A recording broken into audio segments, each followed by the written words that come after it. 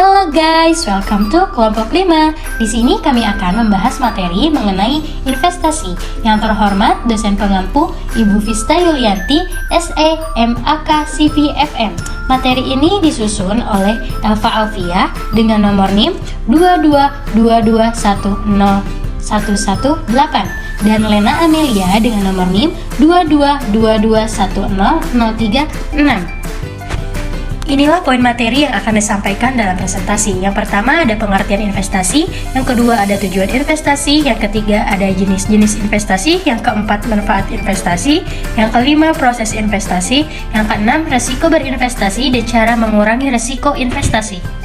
Apa sih yang kalian ketahui dari investasi? Pengertian investasi. Investasi bisa didefinisikan sebagai komitmen sejumlah uang atau sumber daya lainnya yang dilakukan saat ini dengan harapan memperoleh manfaat di kemudian hari. Adapun tujuan investasi adalah untuk meningkatkan kesejahteraan investor. Kesejahteraan dalam hal ini adalah kesejahteraan moneter yang bisa diukur dengan penjumlahan pendapatan saat ini ditambah nilai saat ini pendapatan yang diperoleh di masa datang. Secara lebih khusus lagi, ada beberapa alasan mengapa seseorang melakukan kegiatan investasi, antara lain sebagai berikut. Yang pertama, meningkatkan kesejahteraan dengan berinvestasi dana yang tidak dikonsumsi sekarang diharapkan memberikan peningkatan konsumsi di masa yang akan datang. Menghindari resiko penurunan nilai kekayaan atau hak milik karena pengaruh inflasi. Penghematan pajak, fasilitas penghindaran pajak untuk jenis investasi tertentu. Selanjutnya, jenis-jenis investasi. Untuk yang pertama, berdasarkan bentuknya. A. Investasi pada aset real, yaitu investasi yang dilakukan dengan membeli aset real berupa tanah, bangunan, kendaraan, emas, dan yang lainnya. B. Investasi pada aset finansial. Investasi ini dibagi menjadi dua, yaitu investasi langsung atau investasi yang dapat dilakukan dengan membeli aktiva keuangan yang dapat diperjualbelikan di pasar uang dan pasar modal. Untuk yang kedua, investasi tidak langsung, yaitu investasi yang dilakukan dengan membeli surat berharga dari perusahaan investasi seperti reksadana. Untuk jenis investasi selanjutnya yaitu menurut jangka waktunya. Yang pertama, investasi jangka pendek, yaitu investasi yang dilakukan tidak lebih dari 12 bulan. Yang kedua, investasi jangka menengah, yaitu investasi yang memiliki rentang waktu antara 1 tahun hingga 5 tahun. Yang ketiga, investasi jangka panjang, yaitu investasi yang memiliki rentang waktu di atas 5 tahun.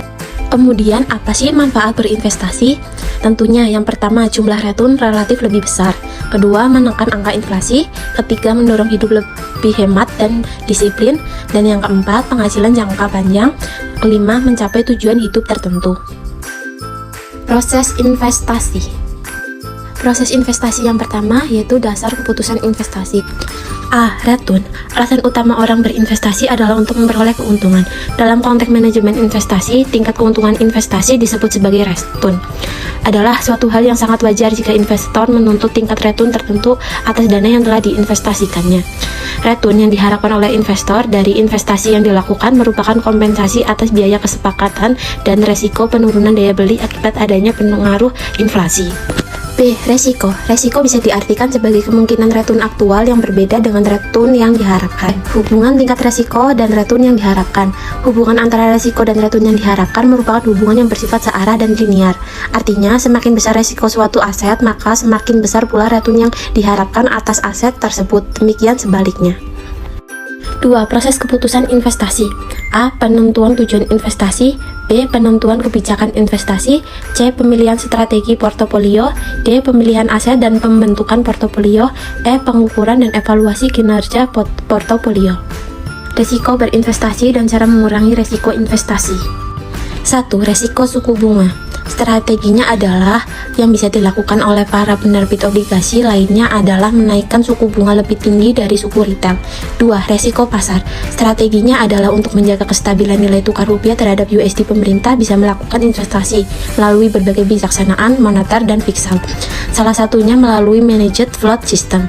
3. Resiko inflasi. Strateginya adalah yang bisa dilakukan pemerintah yaitu melalui kebijakan antara lain dengan mengoptimalkan bauran kebijakan dari suku bunga, nilai tukar, pengelolaan likuiditas, dan kebijakan makroprudensial. 4. Resiko likuiditas. Strateginya adalah pemerintah menghadapi perkembangan ini dengan melakukan pengetatan moneter dengan menggunakan tindakan fiskal atau melalui pengurangan pengeluaran rutin maupun pembangunan dari APBN, kebijakan moneter atau langkah BI menghentikan pembelian SPBU, bank-bank, peningkatan suku bunga SBI sampai lebih dari 2 kali lipat, dan tindakan administratif atau instruksi Menku kepada berbagai yayasan dan BUMN untuk mengalihkan deposit. 5. Risiko nilai tukar mata uang. Strateginya adalah perusahaan atau pihak yang bergerak di jenis investasi ini sebaiknya melakukan tindakan mengantisipasi atau meminimalisir risiko dengan melakukan hedging.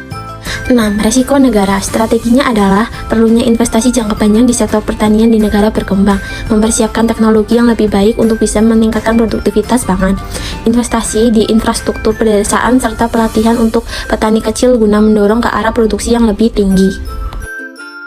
7. Resiko reinvestment. Strateginya adalah sebaiknya memilih berinvestasi dalam obligasi yang memberikan penghasilan tetap secara periodik dan membeli beberapa jenis obligasi yang memiliki fitur call, yang berarti perusahaan penerbit obligasi tersebut berhak membeli kembali obligasi pada harga tertentu sebelum obligasi tersebut jatuh tempo.